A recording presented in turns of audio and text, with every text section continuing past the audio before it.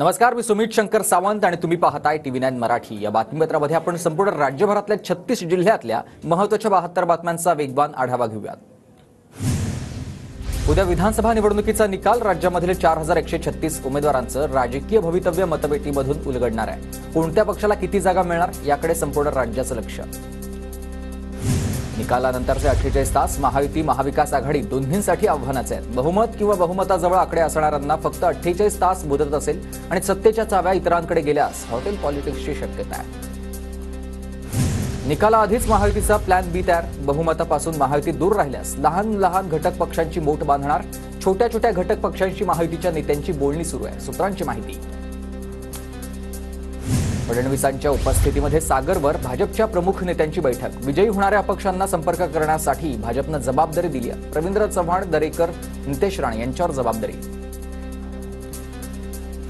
निकाल लागल्यानंतर प्रमाणपत्र घेऊन थेट मुंबई गाठा। शरद पवार गटाच्या ऑनलाईन बैठकीत पक्षश्रेष्ठींच्या उमेदवारांना सूचना आहेत। महाविकास आघाडीची 157 जागा निवडून येणार, पवारांकडून विश्वास व्यक्त।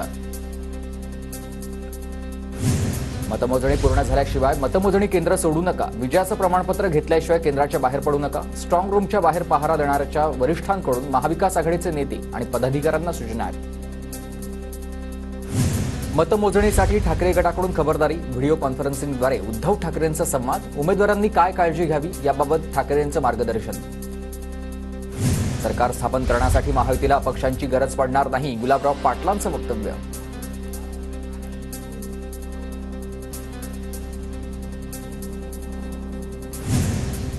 बच्चू कडू यांना महायुती आणि महाविकास आघाडीच्या नेत्यांचा फोन। उद्याचा निकाल पाहून बच्चू कडू भूमिका ठरवणार। सांगोल्याचे शेकापचे उमेदवार बाबासाहेब देशमुख यांना महायुती आणि महाविकास आघाडीच्या नेत्यांचा फोन करून संपर्क साधल्याची बाबासाहेब देशमुख यांची माहिती आहे। कार्यकर्त्यांशी चर्चा करून निर्णय घेणार, देशमुखांची माहिती।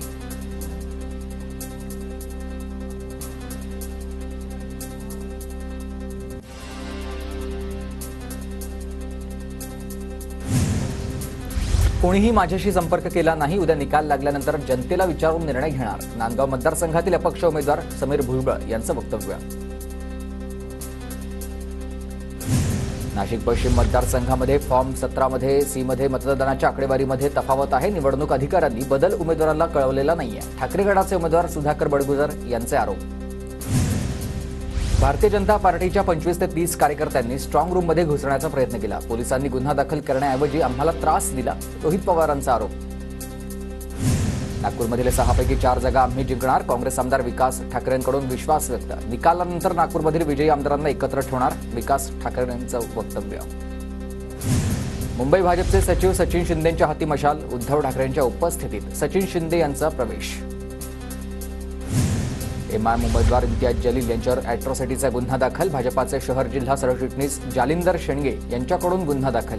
भाजपकडून जातीवाचक शिवीगाळ आणि धक्काबुक्की केल्याचा आरोप आहे। काँग्रेस नेते नसीम खान यांची सुरक्षा वाढवली आहे। कार्यालयामधून 2 संशयित ताब्यात घेतल्यानंतर सुरक्षेमध्ये वाढ। संशयितांच्या मोबाईलमध्ये कोडवर्ड सापडल्यानंतर सुरक्षा वाढवली आहे। बारामतीत अजित पवार गट आणि शरद पवार गटाची बॅनरबाजी। अजित पवार मुख्यमंत्री व्हावे, दादांना शुभेच्छा देणारे समर्थकांचे बॅनर, तर पहिल्या महिला मुख्यमंत्री सुप्रिया सुळे होणार। बारामतीत पवार गटाची बॅनरबाजी। भोर विधानसभा मतदारसंघात संग्राम थोपटे यांच्या विजयाचे बॅनर लागलेत। पुणे सातारा महामार्गावर वेळू शिंदेवाडी या गावाच्या हद्दीमध्ये बॅनरबाजी। आता थोपटे चौथ्यांदा निवडणुकीच्या रिंगणात उतरलेले आहेत। सोलापूर शहर उत्तरमध्ये भाजप उमेदवार विजयकुमार देशमुखांचे विजयाचे बॅनर झळकले। समर्थकांनी विजयी भावाचे बॅनर लावले। रायगडच्या रोहा शहरमध्ये आदिती तटकरे यांच्या विजयाचे बॅनर झळकले। निकालापूर्वीच कार्यकर्त्यांनी दिल्यात विजयाच्या शुभेच्छा। इंदापूरमध्ये दत्तात्रय भरणे आणि हर्षवर्धन पाटील यांच्या विजयाचे बॅनर लागले। दादा गटाकडून दत्तात्रय भरणे आणि पवार गटाकडून हर्षवर्धन पाटील यांच्यामध्ये थेट लढत आहे। माळशिरस मतदारसंघात उत्तम जानकर यांच्या विजयाचे बॅनर। विजय शिरसाळकरांचा विश्वासाचा आमदार उत्तम जानकर बॅनरवर उल्लेख आहे, तर वेळापूरमध्ये जानकर समर्थकांनी बॅनरबाजी केलेली आहे। हडपसरमध्ये चेतन तुपे यांच्या विजयाचे बॅनर लागले। चंद्रकांत पाटील, सचिन दोडके, अश्विनी कदम, सिद्धार्थ शिरोळे यांच्याही विजयाचे बॅनर झळकले। धाराशिवच्या परंडा आणि वाशी तालुक्यांमध्ये तानाजी सावंत यांच्या विजयाचे बॅनर लागले। उद्याच्या निकालाआधीच कार्यकर्त्यांकडून बॅनरबाजी। जळगावच्या पाळजीमध्ये गुलाबराव पाटलांच्या विजयासाठी कार्यकर्त्यांचं महादेवाला साकडं, लाडक्या बहिणींची मोठ्या संख्येने उपस्थिती पाहायला मिळाली. निकालापूर्वी चाळीसगावमधील महायुतीचे उमेदवार मंगेश चव्हाण यांनी बंडखोरीची तळी भरलेली आहे. खंडोबाची तळी भरली आणि धनगर बांधवांच्या उपस्थितीमध्ये राज्यात महायुतीचा समाज येण्यासाठी खंडोबाला साकडंही घातलेलं आहे. पुण्यात अजित पवार गटाचे बॅनर लागलेले आहेत. अजित पवार भावी मुख्यमंत्री अशा आशाचे बॅनर लागलेले आहेत. पुण्याच्या चाकणमध्ये दिलीप मोहितेंना आमदारपदी निवडीच्या शुभेच्छा देणारे बॅनर झळकलेले आहेत. निकालाच्या एक दिवस आधीच हे बॅनर झळकलेले आहेत. निकालाआधीच अलिबाग शहरामध्ये महेंद्र दळवी यांचे अभिनंदनाचे बॅनर झळकले. शिंदे गटाचे महेंद्र दळवी अलिबागमधून निवडणुकीच्या रिंगणात आहेत. भोसरी मतदारसंघाचे भाजप उमेदवार महेश लांडगे यांच्या विजयाचे बॅनर. महेश लांडगे यांनी हॅट्रिक केल्याचे निकाल येण्याआधीच बॅनर झळकले. बीडच्या आष्टी मतदारसंघात निकालापूर्वीच भाजप उमेदवार सुरेश धस यांच्या विजयाचे बॅनर झळकले. सुरेश धस यांच्या कार्यकर्त्यांकडून बॅनरबाजी. साताऱ्याच्या पोवई नाका परिसरात भाजपला शिवेंद्रराजे भोसलेंच्या अभिनंदनाचे बॅनर झळकलेले आहेत. शिवेंद्रराजे साताऱ्याच्या जावळी या मतदारसंघातून निवडणुकीच्या रिंगणात आहेत. सिंधुदुर्गात निलेश राणेंचे नवनिर्वाचित आमदार म्हणून झळकलेत बॅनर. कुडाळच्या महामार्गाजवळील बांबार्डा या गावामध्ये राणेंचे विजयाचे बॅनर. विधानसभेच्या निकालापूर्वी अमरावतीच्या दर्यापूर मतदारसंघात ठाकरे गटाच्या गजानन लवटे यांच्या विजयाचे बॅनर. धाराशिवमध्ये ठाकरे गटाचे उमेदवार कैलास पाटील यांच्या अभिनंदनाचे बॅनर झळकलेत. एकनिष्ठ आमदार कैलास पाटील असा उल्लेख. पिंपरी चिंचवडमध्ये महायुतीचे उमेदवार शंकर जगताप यांच्या विजयाचे फलक. शंकर जगताप विरुद्ध महाविकास आघाडीचे उमेदवार राहुल कलाटे असा सामना आहे. विधानसभा निकालाच्या आधीच भोर विधानसभा मतदारसंघात विजयाचे बॅनर. महायुतीचे उमेदवार शंकर मांडेकर यांना शुभेच्छा देणारे बॅनर. बॅनरवर शंकर मांडेकरांचा आमदार असा उल्लेख. नागपूर जिल्ह्यात मतमोजणीची तयारी पूर्ण. उद्या सकाळी 8:45 वाजता मतमोजणीचा पहिला कौल येणार. नागपूरचे जिल्हाधिकारी डॉक्टर विपिन इटनकर यांची माहिती आहे. नाशिक शहरामध्ये 5 विधानसभा मतदारसंघाची मतमोजणी होणार आहे. मतमोजणीसाठी 2000हून अधिक पोलिसांचा बंदोबस्त. कराड दक्षिण विधानसभा मतदारसंघाच्या मतमोजणीची तयारी पूर्ण. शासकीय धान्य गोदामामध्ये मतमोजणी होणार आहे. मतमोजणी 33 टेबलवर 300 कर्मचाऱ्यांद्वारे 17 फेऱ्यांमध्ये होईल. रत्नागिरी जिल्ह्यामधील 5ही विधानसभा मतदारसंघात मतमोजणीची तयारी पूर्ण झाली आहे. 23 ते 28 राऊंडमध्ये मतमोजणी होणार आहे. परभणीत विधानसभा निवडणुकीच्या मतमोजणीसाठी प्रशासन सज्ज. जिल्ह्यातील 4ही विधानसभेत उद्या सकाळी 7 वाजल्यापासून मतमोजणीला सुरुवात होणार आहे. बीडमध्ये मतमोजणी प्रक्रियेसाठी निवडणूक विभाग सज्ज. स्ट्रॉंग रूम बाहेर पोलीस यंत्रणेचा विशेष बंदोबस्त. वाशिममधील 3 विधानसभा मतदारसंघात 62 उमेदवारांची प्रतिष्ठा पणाला. मतमोजणीसाठी स्ट्रॉंग रूमला त्रिस्तरीय सुरक्षा. 25 ते 28 फेऱ्यांमध्ये मतमोजणी करण्यात येणार आहे. अमरावतीच्या बडनेरामधील लोकशाही भवनात जिल्ह्यातील 8 मतदारसंघांची मतमोजणी होणार आहे. लोकशाही भवन समोर पोलिसांचा कडक बंदोबस्त.